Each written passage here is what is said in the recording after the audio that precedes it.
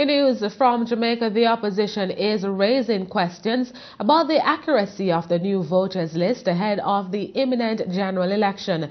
The revised list was published on November 30. However, the Jamaica Labour Party JLP is convinced it has questionable names. More from Leslie and Sherwood. The revised voters list has been out for less than a week, and already there are questions about its authenticity. Opposition spokesman on finance Audley Shaw contends that a significant portion of the names on the list are invalid. On November 30, the Electoral Commission of Jamaica, ECJ, published the new voters list with 34,907 Jamaicans added to the list. According to the ECJ, 72% of the newly enumerated are young Jamaicans between the ages of 18 to 24. That figure has increased the total eligible voters to over 1.82 million Jamaicans. However, Mr. Shaw says there are still problems with the voters list. He says from the ruling People's National Party PNP's own admission, there could be at least 300,000 Jamaicans on the list who are deceased or have migrated. The former General Secretary of the PNP and a present member of the Electoral Commission of Jamaica publicly stated on a radio program that between 300,000 and 400,000 names are on the list, which should not be on the list. And nobody says so. Is the General Secretary and the former General Secretary of the People's National Party that has said so. What I have said, Mr. Speaker, is that there could be as many as 500,000 names that are on the list that should not be on the list. Mr. Shaw argues that the government reneged on its promise to provide the ECJ with $1.4 billion to undertake a re-verification process of the voters list. He says the monies were allocated in this year's budget but were never dispersed to the Commission.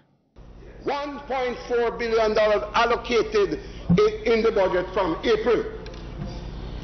And Mr. Speaker, now is the beginning of December, and there has been no money granted to the Electoral Commission out of that $1.4 billion to commence the re-verification of names on the voters list. Why is that so, Mr. Speaker?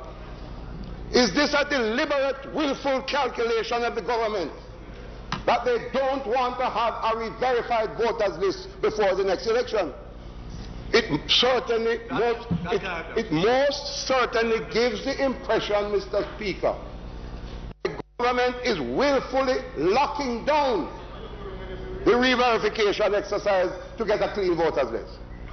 In light of those concerns, the opposition member says a questionable voters list could pose several implications to holding free and fair elections. When names are on a voters list, no matter how you think that the system is so wonderful that there can't be corruption, there can be corruption. Because people will come and try to impersonate a man who has been abroad for 10 years, migrated. Or dead for 5 people will come and try to impersonate somebody who has been dead for 5 years. And if people in the polling station are complicit and corrupt, it will happen. So the thing to do is to clean up the voters list. In response to Mr. Shaw, Minister with responsibility for electoral matters, Philip Powell, concedes that a re-verification process is crucial. But he says that the government simply doesn't have the funds to carry out the exercise at this time. The amount allocated for the elections is approximately $1.6 billion, of which $400 has been spent. We do not have any additional resources this year to conclude or to commence and to conclude the re-verification, which we acknowledge is necessary and is a commitment that will have to be put in next year's budget. We just do not have the resources to make all the plans. Despite the minister's explanation, Mr. Shaw had this warning for Prime Minister Portia Simpson-Miller. Prime Minister, you know what you should do? Instruct your Minister of Finance. Instruct your Minister with responsibility for electoral affairs. Clean up the voters list before God call you to call election. I'm Leslie Sherwood for CEEN Caribbean News.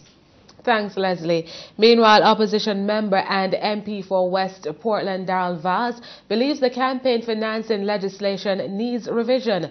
Mr. Vaz claims the bill has several loopholes. The campaign finance bill provides the framework for the funding of election campaigns. Political parties and their candidates are barred from accepting funds from a Commonwealth or foreign country, as well as entities whose proceeds are considered illicit. However, Mr. Vaz says the bill only speaks to the collection and expenditure of monies during the campaign period. The bill defines a campaign period from the date of the announcement of a general election. A candidate is allowed to spend $10 million to fund their campaign, but Mr. Vaz says candidates spend much more. A smart candidate, Mr. Speaker, like me, our political party can therefore strive to get its contributions in and much of its expenditure undertaken before the announcement is made. Right now. Right now. So a candidate who spends $10 million prepaying his car rental, bus hiring bills, paying for his t-shirts, his armbands, etc., will still be able to legally spend another $10 million during campaign period. And since July, Mr. Speaker, in actual fact, when the member on the other side from East Central put us on election alert, unauthorized election alert, I know for a fact that not only me, but several people have bought their t-shirts, their armbands, they wrapped their vehicles and done so much in preparation for election. The MP also disagrees with the $10 million limitation. Despite the concerns expressed, the campaign finance bill was passed. Let us not make perfection the enemy of the good.